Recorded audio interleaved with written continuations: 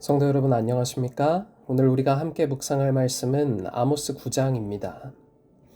아모스 9장은 아모스의 5번째 이상으로 아모스 전체의 결론이기도 합니다.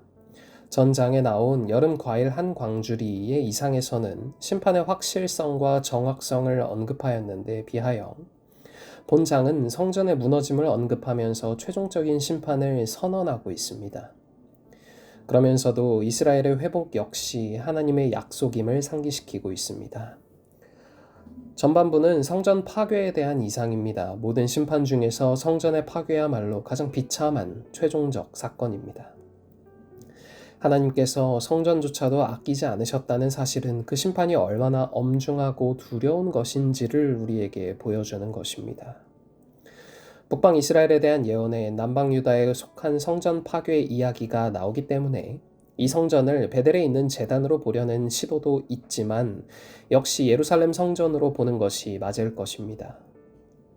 예루살렘 성전은 남북을 막론하고 이스라엘 전체의 신앙적 중심이며 하나님이 임재하시는 상징이기 때문입니다. 중반부는 심판의 확실함과 남은 자에 대한 약속이며 후반부는 회복의 약속입니다. 1절에서 4절은 제단이 무너질 것을 예언합니다. 아모스서는 북방 이스라엘의 멸망과 심판에 대한 예언이기 때문에 여기에 나오는 제단을 베델에 있는 우상숭배의 제단으로 보려는 시도가 있습니다. 그러나 심판의 엄중함에 비추어 보면 하나님께서 한갓 우상숭배의 제단을 언급하실 리가 없다고 보여집니다. 예루살렘 성전이 무너지는 것이야말로 심판의 절정이기 때문에 이 제단은 예루살렘 성전으로 보는 것이 맞을 것입니다. 예루살렘 성전은 남북을 막론하고 이스라엘 전체의 신앙적 중심이며 하나님이 임재하시는 상징이기 때문입니다. 이어서 2절부터 4절에서는 이스라엘에게 내릴 심판이 얼마나 철저할지에 대해 설명합니다. 하나님의 심판대 앞에서는 아무도 피하지 못하고 아무도 숨지 못합니다. 하나님께서는 어떤 경우에도 결코 죄를 묵인하지 않으신다는 사실을 우리는 철저한 심판의 장면을 통해 깨닫게 됩니다. 물론 하나님께서는 죄에 대해 오래 참고 기다리십니다. 참으시는 것과 묵인 또는 용인하시는 것은 분명히 구별됩니다. 이것은 정반대입니다. 결국 하나님께서는 우주에서 죄를 철저히 벌하시고 제거하실 것입니다. 하지만 어떻게 해야 죄를 제거하면서도 죄인은 구원할 수 있을까요? 그 일을 위하여 바로 십자가가 필요한 것입니다. 성도 여러분, 아모스 9장은 마치 하나님의 심판의 망치가 마지막으로 내려치는 듯한 무게감을 우리에게 줍니다. 하나님의 성전조차 무너지는 그 철저한 심판의 장면 앞에서 우리는 하나님의 공의가 얼마나 두려운지 깨닫게 됩니다. 하나님은 오래 참으시는 분이지만 결코 죄를 용인하거나 묵인하지 않으십니다. 하나님의 침묵은 허락이 아니며 그분의 기다리심은 경고이자 은혜입니다.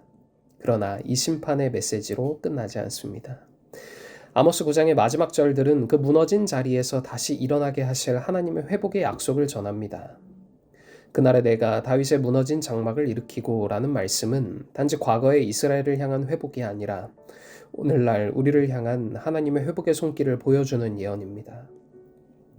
하나님은 심판을 통해 죄를 제거하시고 회복을 통해 우리를 다시 세우십니다.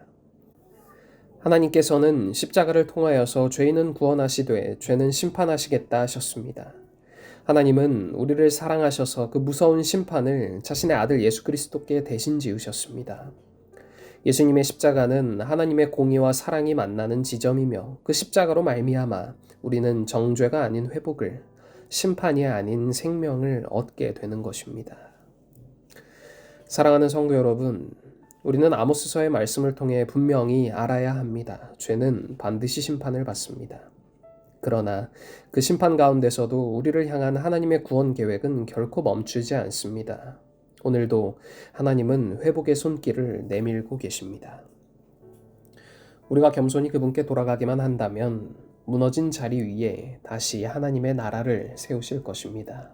그러므로 지금 이 순간에도 십자가 앞으로 나아가시길 간절히 소망합니다.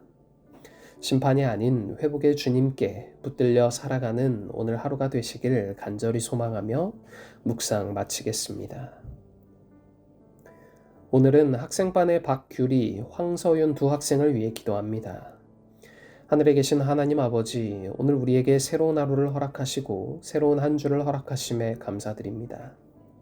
하나님, 오늘은 학생반에 새롭게 태어난 두 영혼 박규리, 황서윤 학생을 위해 기도하겠습니다.